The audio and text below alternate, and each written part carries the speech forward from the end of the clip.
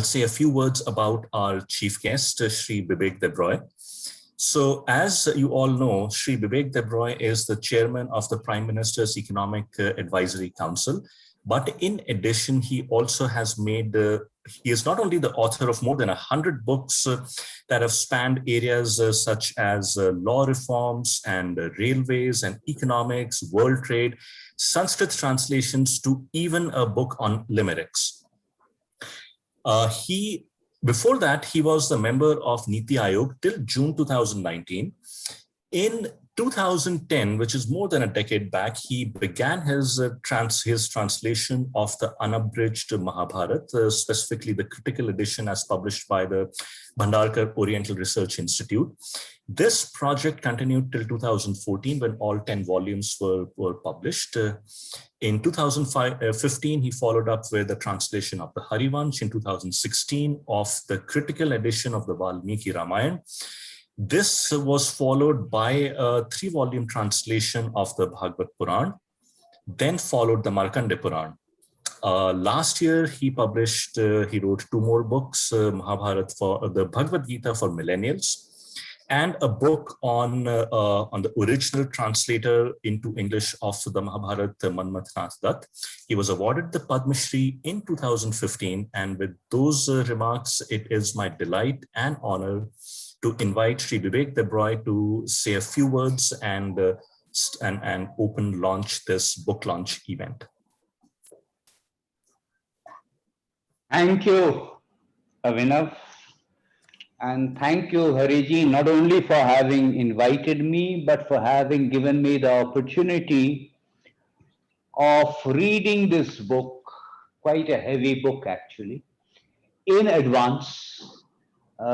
Because for people who do not know yet that since I've contributed a blurb, I had a preview of the book, and it's a fantastic, fantastic book. So congratulations to the 2 authors, Gurpreet Chopra and Bharat. Most of us are familiar with some of the temple complexes. There are 4 major complexes that are described in this book. Most of us are familiar.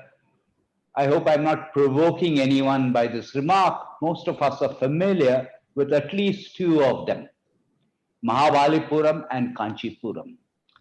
The ones associated with the Pallavas, probably some people are not that familiar with the 2 associated with the Chalukyas. This is a fantastic book because it describes itself as a coffee table book, but it's the book you'd like to carry with you when you actually visit these places. Because though I said people are familiar with, let's say, Mahabalipuram, and if there's a question asked in a quiz show about Arjuna's penance, most people will recognize it. If it is about Krishna's butter stone, most people will recognize it. Are people necessarily familiar with the cave temples? I don't think so. So this is superb in terms of the photographs that I included. It's superb because it transcends what would normally be a tourist guide, because I get to know about the Pallavas, the dynasties, the Chalukya dynasty, and for something like Badami, I even get to know what the administrative structure was like. So therefore, a superb book. And I should also congratulate Indica for having published this book. But I need to be a little bit critical. How can I not be a little bit critical? So I want to make 3 very, very minor points. The first point is this book is really coffee table in nature. It's very heavy. But it's like the book, it's the kind of book I would like to carry around if I went to Mahabalipuram, Kanchipuram, Badami. So maybe there'll be a soft version, ebook version, I don't know. Or if not, of course, with these photographs, it's difficult to reduce the size, but perhaps it's worth contemplating if one can have a smaller size that one can carry around. The second within quotes, critical thing is that there is no index. So if I'm reading the book from cover to cover, that's okay. But if I am looking for something, it might be a good idea in future editions to have some kind of index, either of the temples or some other form of indexation. And the third point that I want to make reflects my bias. And this bias is that particularly if we are talking about poets, great poets, no matter how good the translation is, you can never capture the beauty. If it's a poet who writes complicated Sanskrit poetry, then at one level there is no point giving the Sanskrit. But if it is something like Jayadeva's Dashavatar Stotram, for which there are English translations of Vamana Avatar and Varaha Avatar on page 240 and page 250, I think it would be a good idea to have the Sanskrit. What is the Sanskrit like for Varaha Avatar? Vasati dashana shikhare dharani tava lagna shashini kalanka kaleva nimagna keshava dhrita sukara rupa jaya jagadisha hare. Impossible to translate. And it would have just taken one paragraph to do that. Exactly similarly for Vamana Avatar, you've got a translation, you don't have the Sanskrit. Chalayasi vikramane valim adbhuta vamana padanakha neeraja nitajana pavana keshava dhrita vamana rupa jaya jagadisha hari. I think the Sanskrit also belongs because the translations don't capture it. But again, congratulations.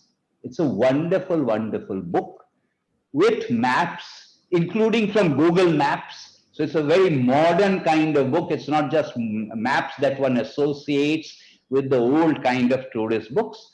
Congratulations on the book. I think everyone should read it. This version does not have the price, or it does have the price.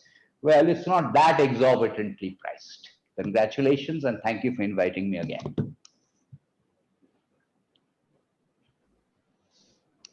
Thank you, Shri Bibek Debroy. I don't think any of us can agree to let you go so fast and so quickly.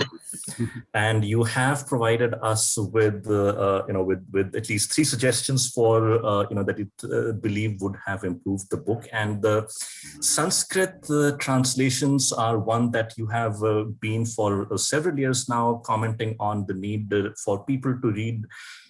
For even those who read your English translations, you make it a point to mention that the Sanskrit, that a translation cannot capture the essence and the beauty of the Sanskrit. So I think that point is very well taken.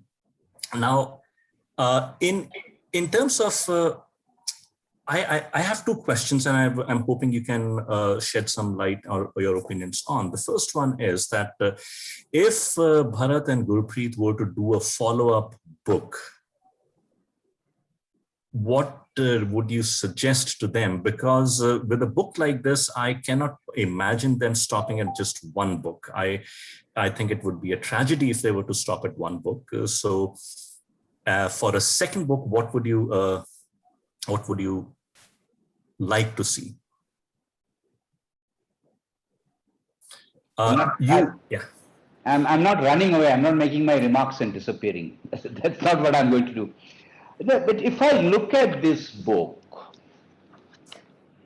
you see, this book is heavy on pictures, deliberately so. Whatever be the topic for the next book, I think there should be more of text. Now, what do I mean by that? All of these sculptures in the temples, they have associated stories. And they can be text, not very detailed text, but text explaining the essence of those stories, maybe boxes, something like that. In that sense, this is slightly incomplete because it's heavy on the pictures. One sort of assumes it's not that it's not there at all. but I think one could do a little bit more on that. Secondly, I think there should be a very good introduction, because there is quite a lot of material on temple construction per se. What do temples, the way one goes up vertically, what the different layers signify, etc., etc. So if they do a second book on temples, I would suggest a good introduction on temple architecture in general, and do a little bit more on the stories.